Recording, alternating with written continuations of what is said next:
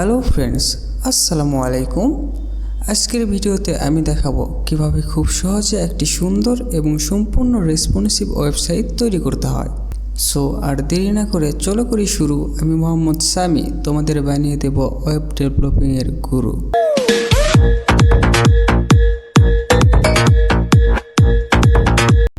এই হচ্ছে আজকের ফাইনাল রেজাল্ট। ভিডিওর শেষে তুমি একদম এমনই একটি কমপ্লিট রেসপন্সিভ ওয়েবসাইট তৈরি করতে পারবে। তো আমাদের প্রথমে একটি নতুন প্রজেক্ট ফোল্ডার তৈরি করে নিতে হবে। আমি আমার প্রজেক্ট ফোল্ডারের নাম দিলাম কোডরাশ, তোমরা যে কোনো কিছু দিতে পারো। আমাদের প্রজেক্ট ফোল্ডারটিকে ভিএস কোডে ওপেন করে নিতে হবে এবং এখানে আমাদের তিনটি ফাইল ক্রিয়েট করতে হবে। একটা হচ্ছে index.html, আর একটা style.css এবং script.js। আমি প্রথমে index.html ক্রিয়েট করে নিলাম। আমরা এখন HTML এর বেসিক স্ট্রাকচার তৈরি করব।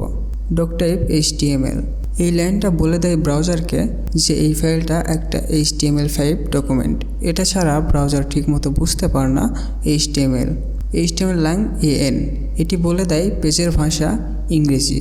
এর ফলে সার্চ ইঞ্জিন আর ব্রাউজার বুঝতে পারে কন্টেন্ট ইংরেজিতে। এরপরে আসবে আমাদের হেড সেকশন। হেড ট্যাগের মতো ওয়েব পেজের মেটাডেটা থাকে, যা সরাসরি ওয়েব পেজে দেখা যায় না। এখানে পেজের শিরোনাম, স্টাইল, স্ক্রিপ্ট ইত্যাদি দেওয়া হয়। মেটা চার্টশিট UTF-8 এটা বলে দেয় ওয়েব পেজে ইউজ করা ক্যারেক্টার এনকোডিং UTF-8। বাংলা সহ প্রায় সব ভাষার অক্ষর সাপোর্ট করে এটি। বাংলা বা অন্যান্য ভাষার লেখা ঠিকভাবে দেখানোর জন্য এটা খুব জরুরি। Meta name V4 content width device width initial scale 1.0। এই লাইনটি মোবাইল এবং ট্যাবলেটের জন্য খুবই গুরুত্বপূর্ণ। এটা বলে দেয় ওয়েব পেজের উইথ হচ্ছে ডিভাইসের স্ক্রিনের প্রস্থের সমান, আর প্রথমবার পেজ লোড হলে জুম লেভেল 1 হবে। এর ফলে ওয়েবসাইট মোবাইল ফ্রেন্ডলি হয়। টাইটেল ট্যাগে যেটা লেখা থাকবে সেটা ব্রাউজারের ট্যাবের উপর দেখা যাবে। এটা সার্চ ইঞ্জিনের জন্য গুরুত্বপূর্ণ। এরপর আমাদের হেড ক্লোজ করে হেডার সেকশন শেষ করতে হবে। দেন আমাদের শুরু হবে বডির কাজ। বডি হলো ওয়েব পেজের মেন অংশ, যেখানে ইউজার কন্টেন্ট দেখবে। বডির ভিতরে আমরা সর্বপ্রথম হেডার সেকশন অ্যাড করব। হেডার সেকশানে আমরা একটা লোগো অ্যাড করেছি, যেটা কোডরাশ নামে ব্রাউজারে শো করবে, এবং আমরা 4টা নাম্বার মেনু অ্যাড করেছি, যেটা হোম, অ্যাবাউট, প্রজেক্টস এবং কন্ট্যাক্ট। আমি লাইভ সার্ভার অন করে আপনাদেরকে এটার আউটপুট দেখাচ্ছি। এই যে আমাদের ব্রাউজারের উপরে কোডরাশ নামে একটা লোগো অ্যাড হয়েছে এবং নিচে 4টা নাম্বার মেনু অ্যাড হয়েছে। এখন হেডার ক্লোজ করে আমরা নতুন সেকশন আইডি নেব হোম নামে। সেকশন আইডির ভিতরে থাকবে একটা H1 এর একটা প্যারা এবং একটা বাটন।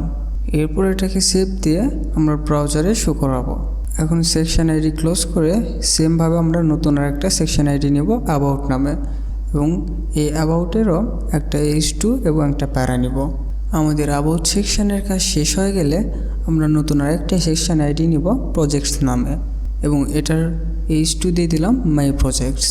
এখন আমাদের প্রজেক্টস কন্টেইনার নিতে হবে এবং সেই কন্টেইনারের ভিতর আমাদের প্রজেক্টস কার্ড অ্যাড করতে হবে, যাতে করে আমাদের ব্রাউজারের ভিতর আমাদের প্রজেক্টসগুলো কার্ড আকারে শো করে।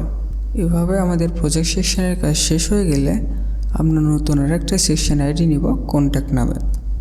এই কন্ট্যাক্টের একটা হেডার 2 থাকবে, তোমরা যে কোনো কিছু নাম দিতে পারো, এবং হেডার 2-র একটা প্যারা নিবা তোমরা, যেটাতে তোমাদের কন্ট্যাক্ট লিঙ্ক থাকবে।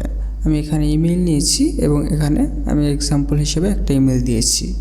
এরপর আমাদের কন্ট্যাক্ট সেকশনের কাজ শেষ হয়ে গেলে আমরা একটা ফুটার অ্যাড করব আমাদের ওয়েবসাইটে, যাতে করে আমাদের ওয়েবসাইটটি প্রফেশনাল মনে হয়।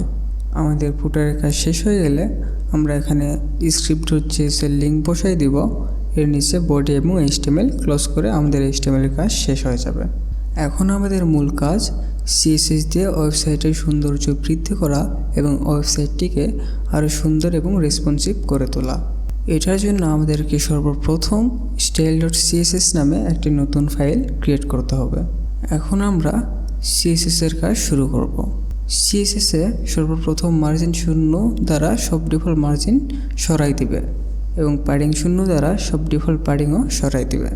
বক্স সাইজিং বর্ডার বক্স এটা উইডথ এবং হাইট গণনায় প্যাডিং ও বর্ডার হিসাব করে।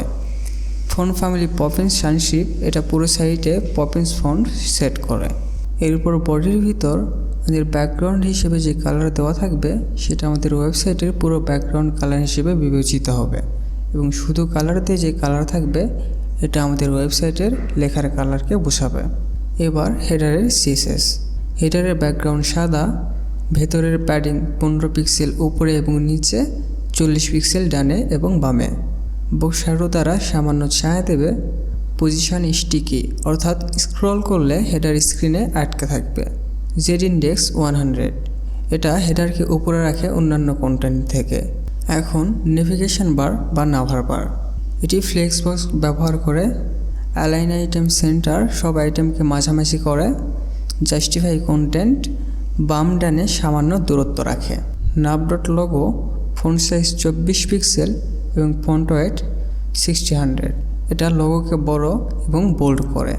নাভ ইউএল ডিসপ্লে ফ্লেক্স, এটা মেনু তালিকাকে ফ্লেক্স বক্স করে পাশাপাশি আনে। লিস্ট স্টাইল নান, অর্থাৎ বুলেট ডট লিস্ট স্টাইল সরানো।